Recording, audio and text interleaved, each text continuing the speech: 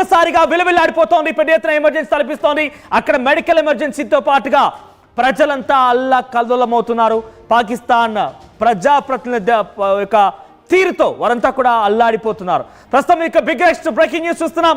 గగనతలం పైకి ఇప్పటికే పాకిస్తాన్ భారత ఆ విమానాలని అలో చేయడం లేదు. దానికి సంబంధించి ఆ పహల్గామ్ దాడి ఘటన తర్వాత రోజే ఆ విషయాన్ని వెల్లడించింది. కానీ తాజాగా ఇక్కడ కేవలం పాకిస్తాన్ గగనతలపై నుంచి భారతే కాదు, ఇక ఏ విమానాలు వెళ్ళకూడదు. ఈ నిర్ణయాన్ని ఒకటి పాకిస్తాన్ ఎయిర్పోర్ట్ సంబంధించిన అధికారులు వెల్లడించారు. పాక్ ఎయిర్పోర్ట్స్ అన్ని కూడా ప్రస్తుతం లాహోర్, కరాచీ ఈ యొక్క రెండు ప్రాంతాల్లో, ఈ సిటీస్లో ప్రముఖంగా ఏ ఒక్క విమానం కూడా వాటి గగనతలంపై నుంచి వెళ్ళడానికి వీల్లేరు. సుమారుగా ప్రతిరోజు, అంటే ఈ రోజు నుంచి మొదలు మే 1 నుంచి మే 31 వరకు కూడా ప్రతిరోజు ఉదయం 4 గంటల నుంచి 8 గంటల వరకు కూడా 4 గంటల పాటుగా ఏ విమానం కూడా ఆ గగనతలపై నుంచి వెళ్ళకూడదు. కరాచీ, లాహోర్ ప్రాంతాలు చాలా కీలకమైన ప్రాంతాలు.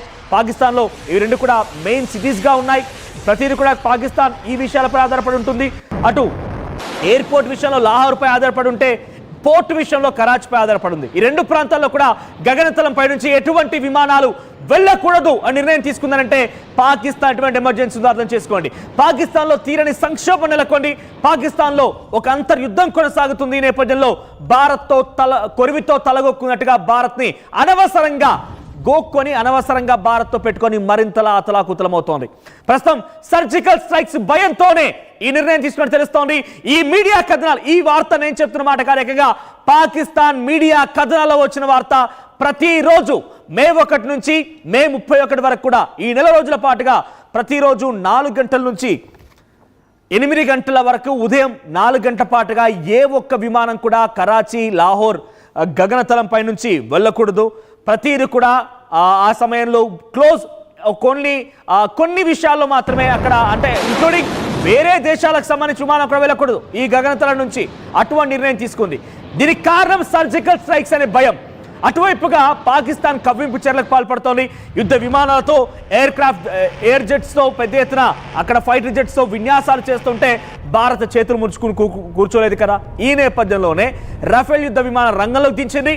ఎల్ఓసి వెంట 4 రఫేల్ యుద్ధ విమానాలు పెట్రోలింగ్ చేస్తూ ఉండగా ప్రస్తుతం భయపడిపోయిన పాకిస్తాన్ ఇక ఏ క్షణమైనా ఇండియా మాపైన దాడి చేయొచ్చన్న ఆలోచనతో ఇక కరాచీ, లాహోర్ లాంటి మెయిన్ సిటీస్లో తన గగనతలపై నుంచి ఏ విమానం కూడా, అంటే ఇందాక ఇప్పటికో నిర్ణయం తీసుకుంది కదా, ఇందులో కొత్త ఏముందంటూ కూడా కనుక పాకిస్తాన్ గగనతలంపై నుంచి ఇండియన్ ఏరోప్లేన్స్ మాత్రం వెళ్ళకూడదు. ఇది మొదటగా ఉన్న నిర్ణయం. కానీ ఇప్పుడు ఈ రోజు తాజాగా లాహోర్, కరాచీ నుంచి ఏ దేశ విమానాలైనా సరే దాని గగనతలపై నుంచి వెళ్ళకూడదు. ఇటువంటి నిర్ణయం తీసుకున్నారు. ఒకసారి మీకు మ్యాప్లో చూపించే ప్రయత్నం చేస్తాను. మ్యాప్లో చూస్తే మీకు అర్థమవుతుంది. మ్యాప్లో కరాచీ అనేది ఎక్కడుంది, ఆ తర్వాత లాహోర్ ఎక్కడుంది. లాహోర్ అనేది చాలా very near by place to Pakistan, Indo Pak బార్డర్కి చాలా సమీపంగా ఉంటుంది. ఇక్కడ చూడండి ఎల్ఓసి పక్కనే, ఎస్ లాహోర్ మీరు గమనిస్తే అక్కడ కనుక చండీగఢ్ పక్కనే అక్కడ గ్రీన్ కలర్లో పక్కన కనబడుతుంది లాహోర్.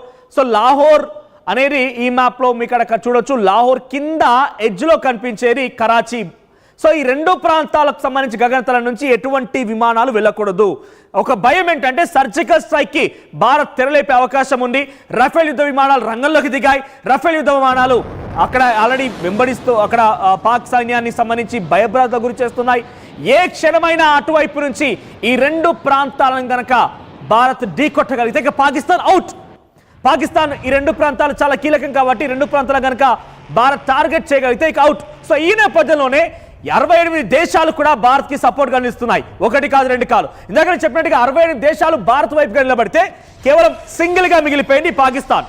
సో ఈ నేపథ్యంలోనే పాకిస్తాన్కి ఒంటరిగా అయిపోయింది కాబట్టి ఏ ఒక్క దేశం సపోర్ట్ చేయడం లేదు. మీరు గమనించండి, బ్రిటన్ లాంటి దేశం సపోర్ట్ చేస్తోంది, ఇజ్రాయెల్ సపోర్ట్ చేస్తోంది, పెద్ద ఎత్తున అటు యుఎస్ నుంచి సపోర్ట్ దొరుకుతోంది, సౌదీ నుంచి సపోర్ట్ దొరుకుతోంది. ఈ రకంగా 1 కాదు 2 కాదు 68 దేశాల నుంచి భారత్కి సపోర్ట్ వస్తున్నట్టుగా కనబడుతోంది. కానీ పాకిస్తాన్ ఒంటరిది అయిపోయింది.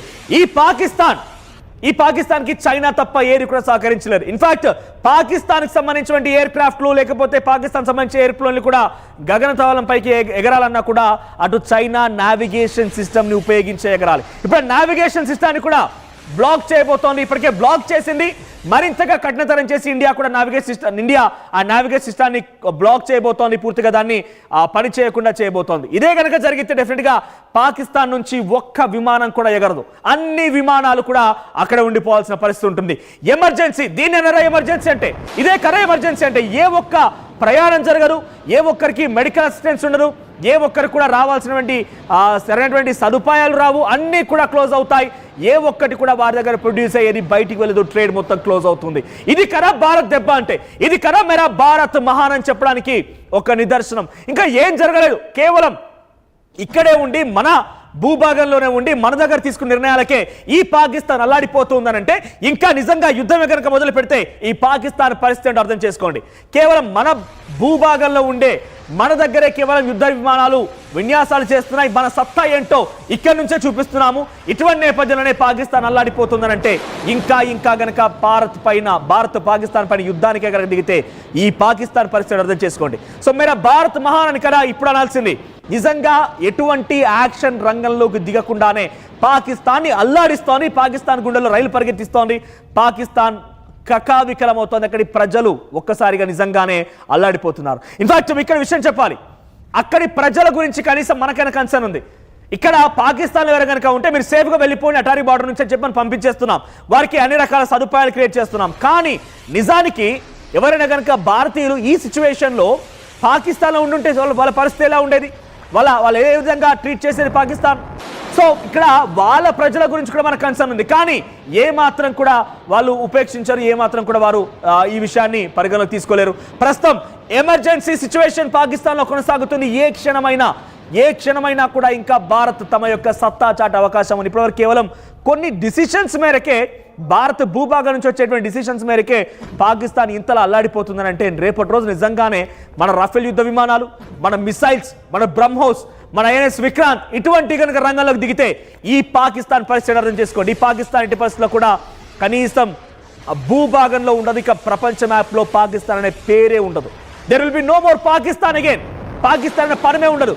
అయితే పాకిస్తాన్ని ఇక్కడ చూడండి, ఆర్టీవీ స్క్రీన్ పై కనబడుతుంది కదా, ఇది ఆర్ఏ న్యూస్, జియో న్యూస్, ఇవన్నీ కూడా పాకిస్తాన్ నుంచి వచ్చేటువంటి వెబ్సైట్లు, పాకిస్తాన్ న్యూస్ సైట్లు. ఇక్కడ మీరు చూడండి, Karachi Lahore air space to face temporary closure. Pakistan partially closes air space in Karachi and Lahore. So ఇక్కడ ఫర్ సెక్యూరిటీ రీజన్స్ ఏమంటున్నారు, సెక్యూరిటీ రీజన్స్ నిమిత్తం మేము దీన్ని క్లోజ్ చేస్తున్నాం అంటున్నారు. 4 గంటల పాటుగా, ఉదయం 4 గంటల నుంచి 8 గంటల పాటుగా, నెల రోజుల పాటుగా. ఏంటి, ఎవరికి భయపడి? భారత్కి భయపడి ఆ ముఖ్యమైనటువంటి ప్రాంతాలపై నుంచి కనీసం ఏ దేశాల ఫ్లైట్ని కూడా వెళ్ళనివ్వమని చెప్తున్నారంటే ఇది చిన్న విషయమేం కాదు. అంతలా భయపడిపోతోంది. మరి అంతలా భయపడేటువంటి ఈ పాకిస్తాన్ పైపెచ్చు భారత్పై ఎటువంటి కవింపు చర్యలకు పాల్పడుతోంది, ఎల్ఓసి వెంట ఎటువంటి దాడులకు తెరలేస్తోంది. ఇండియా పాకిస్తాన్ బార్డర్లో కూడా, ఇంటర్నేషనల్ షేరింగ్ బార్డర్లో కూడా పర్గ్వాల్ అనేటువంటి ప్రాంతంలో, జమ్మూ సెక్టార్లో ఎటువంటి దాడులు చేస్తోంది. ఇప్పుడు కదా భారత్కి డెఫినెట్గా యాక్షన్లో దిగాల్సింది, కానీ డైరెక్ట్గా యాక్షన్లో దిగకుండా ముందుగా పాకిస్తాన్ని మొత్తాన్ని కూడా కకావికలం చేస్తోంది. మన భూభాగం నుంచి నిర్ణయాలు తీసుకొని పాకిస్తాన్ అల్లాడిస్తోంది. సో ప్రస్తుతం పాకిస్తాన్ ఎమర్జెన్సీ సిచ్యువేషన్ ఇంకా కొనసాగే అవకాశం నెల రోజుల పాటు ఇది ఉండబోతోంది. సో పాకిస్తాన్ ప్రధాని ఏమంటాడంటే, సింధు జలాలు మావి, సింధు జలాలు మేము వినియోగించుకోవాలి, మా జలాల్ని మాకు ఇవ్వండి అంటున్నాడు. ఇంకో మంత్రి, అబ్బాస్ అనే మంత్రి ఏమంటాడంటే, 130 అణుబాంబులు భారత్ వైపుగా ఎక్కుపెట్టున్నాయి.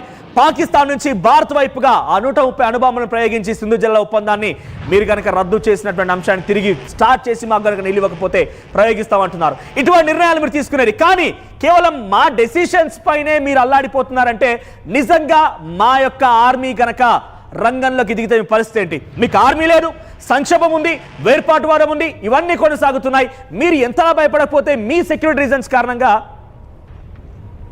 రైట్, మీ సెక్యూరిటీ రీజన్స్ అని చెప్పి మీ ప్రముఖ ప్రాంతాల్లోనే ఎటువంటి విమానాలు వెళ్లకుండా ఎయిర్ స్పేస్ని మొత్తం కూడా క్లోజ్ చేసుకున్నారు. కొన్ని గంటల పాటు, నెల రోజుల పాటుగా ఈ నిదానం ఉండబోతుందంటే అర్థం చేసుకోండి. సర్జికల్ స్ట్రైక్ జరగబోతోంది, భారత్ నుంచి సర్జికల్ స్ట్రైక్ జరగబోతోంది. పక్కాగా వారికి సమాచారం కానీ, భయం కానీ, భక్తి కానీ ఉంది. అందుకే భారత్ ఏ క్షణమైనా కూడా ఎటువంటి విధంగా కూడా ముప్పేట దాడి చేయొచ్చు. దేశ విదేశాలు భారత్కి సపోర్ట్గా ఉన్నాయి. నిజమైనటువంటి భారతీయులంతా కూడా ఏకమయ్యారు. భారతీయులంతా కూడా మనం ఎన్ని చేసినా, ఎటువంటి కవింపు చర్యలకు పాల్పడి ఎటువంటి విధంగా దెబ్బతీయాలని ప్రయత్నం చేసినా వారి యొక్క ఆత్మస్థైర్యాన్ని, వారి ధైర్యాన్ని కనీసం వారి వెంట్రుకను కూడా మనం టచ్ పీకలేకపోతున్నాం. అటువంటి సిచ్యువేషన్లో డెఫినెట్గా పాకిస్తాన్ భయపడిపోయి ఏకంగా వారి ప్రాంతాల్లో వారి కంట్రోల్ ఉన్నటువంటి విషయాలపైన వారికి వాడే డైరెక్ట్గా పూర్తిగా ఎయిర్ స్పేస్ని క్లోజ్ చేసుకుని అర్థం చేసుకునేటువంటి సినారియో కొనసాగుతుందనేది. ఇంకో మంత్రి అంటాడు, రక్షణ మంత్రి, మేము అన్ని రకాల